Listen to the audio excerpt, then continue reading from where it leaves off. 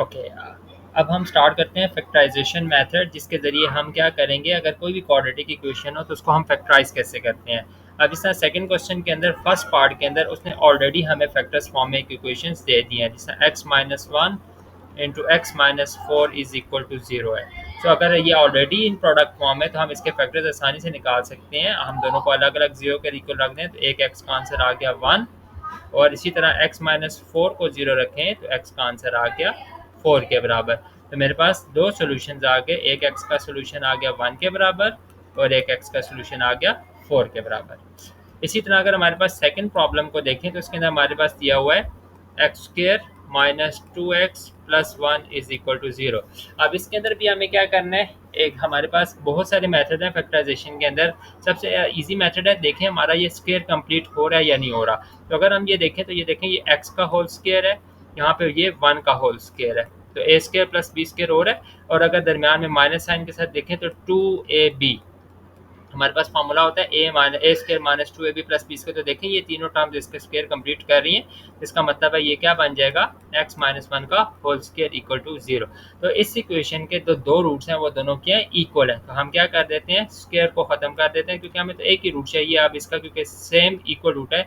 और दो इसके दो रूट्स के हैं, एक एक्स माइनस वन तो दूसरा भी एक्स माइनस वन, तो हमारा आंसर क्या है, X is equal to one के बराबर है। तो इसका सोल्यूशन सेट किसके बराबर आ रहा है, X is equal to one के बराबर आ गया। ठीक है, इसी तरीके से अगर हमारे पास अगर थर्ड प्रॉब्लम को देखें तो थर्ड प्रॉब्लम क्या है, हमारे पास दी हुई है x square minus seven x minus eight equal to zero. Third problem दी हुई है x square minus seven x minus eight equal to zero. तो यहाँ पे देखें तो ये हमारे पास एक कंप्लीट स्क्वायर नहीं है। तो अब हम इसको कंप्लीट स्क्वायर बनाना है तो क्या करें, कंप्लीट स्क्वायर तो नहीं बना सकते। अब हम इसके अंदर मिड टर्म को ब्रेक करते हैं। इसकी लीडिंग टर्म का कॉफिशिएंट वन है और कांस्टेंट टर्म जो है वो एट है, माइनस एट है। तो इसका मतलब है हमारे पास माइनस एट के फैक्टर्स बनाने हैं। तो माइनस एट के क्या फैक्टर्स होंगे, अगर मैं देखूं तो एक वन इंटू एट है, एक टू इंटू फोर है, यही दो फैक्टर्स पॉसिबल है। और क्योंकि हमें माइनस में चाहिए, इसका मतलब है एक फैक्टर पॉजिटिव होगा एक फैक्टर नेगेटिव होगा। तो अगर मैं इन दो को फैक्टर्स को लेता हूँ, एक फैक्टर वन और एट, तो हमारे पास ये क्या फैक्टर बन जाएंगे। और दरमियान में क्योंकि माइनस साइन चाहिए, इसका मतलब है बड़ी टर्म्स के साथ नेगेटिव साइन आएगा। तो इसका मतलब है इसके फैक्टर क्या होंगे,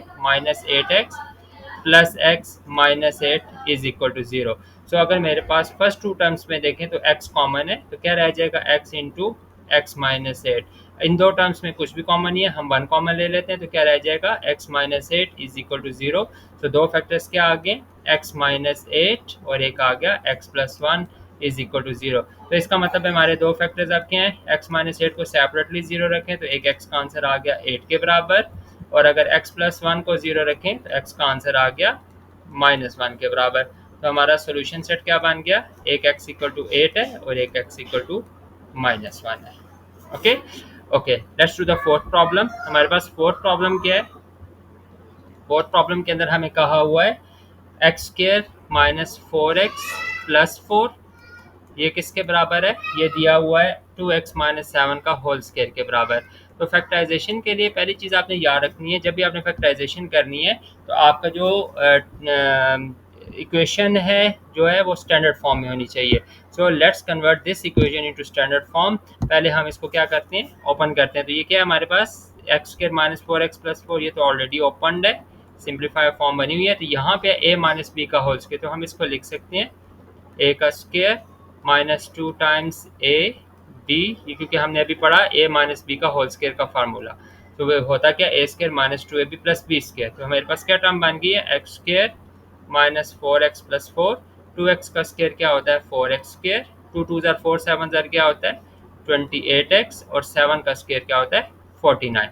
अब सारी टर्म्स को एक तरफ ले आते हैं, क्या बन जाएगा, ये फोर एक्स स्क्वायर है, इसके साथ एक्स स्क्वायर ले आते हैं, माइनस ट्वेंटी एट एक्स है, इसके साथ माइनस फोर एक्स को इधर ले आए तो ये प्लस फोर एक्स हो गया, यहाँ पे 49 है और फोर को इधर ले आए तो ये माइनस फोर हो गया, it will be equal to zero. Four x square minus X square क्या होता है थ्री एक्स स्क्वायर, 28 और 4 माइनस करें तो क्या आ गया माइनस 24x, और 49 को 4 में माइनस करें तो ये 45 आ गया इक्वल टू जीरो। अब यहाँ पे देखें तो हमारे पास क्या है, 3 कॉमन है। तो अगर मैं 3 कॉमन ले लूँ तो ये क्या बन जाएगा, ये मेरे पास टर्म क्या बन जाएगी, अगर मैं इसमें से 3 कॉमन ले लूँ तो ये बन जाएगा 3 टाइम्स, अगर मैं यहाँ से 3 कॉमन ले लेता हूँ तो ये बन जाएगा X square minus eight x plus 15 is equal to 0। अब ये 3 तो इक्वल टू 0 नहीं हो सकता, इसको हम 0 के बराबर नहीं रख सकते। जो दूसरी टर्म है x square minus 8x plus 15 is equal to 0, ये हमारे पास अब ये क्वाड्रेटिक फॉर्म आ गया है। इसके अंदर भी हमें मिड टर्म को ब्रेक करना है, तो इसका लीडिंग कोएफिशिएंट 1 है और कांस्टेंट 15 है, तो इसके फैक्टर बनाते हैं। क्या फैक्टर होंगे? 1 इंटू 15, दूसरा फैक्टर क्या होगा 3 इंटू 5 और फिर 5 इंटू 3। तो देखें ये दो फैक्टर्स और हमें प्लस में चाहिए, तो या दोनों फैक्टर माइनस में हो या दोनों फैक्टर प्लस में हो। तो देखें दोनों फैक्टर माइनस में हो तो हमारे दरमियान वाली टर्म आ सकती है। तो क्या बन जाएगा X square minus 3x minus 5x plus 15 is equal to 0। इन दोनों टर्म्स में x कॉमन है तो क्या रह जाएगा x माइनस 3, इन दोनों में माइनस 5 कॉमन है, क्या रह जाएगा x माइनस 3 इक्वल टू 0। तो दो फैक्टर आ गए, एक x माइनस 3 और एक x minus 5 is equal to 0। So ये दो फैक्टर्स आ गए। अब हम इनको क्या करते हैं, सेपरेटली इक्वल टू 0 रखते हैं। तो क्या बन जाएगा ये x माइनस 3 को 0 रखें तो एक x का आंसर आ गया 3 के बराबर, और x माइनस 5 को 0 रखें तो x का आंसर क्या आ गया 5 के बराबर। तो ये हमारे दो सोल्यूशन सेट है, एक x इज इक्वल टू 3 और एक x इज इक्वल टू 5।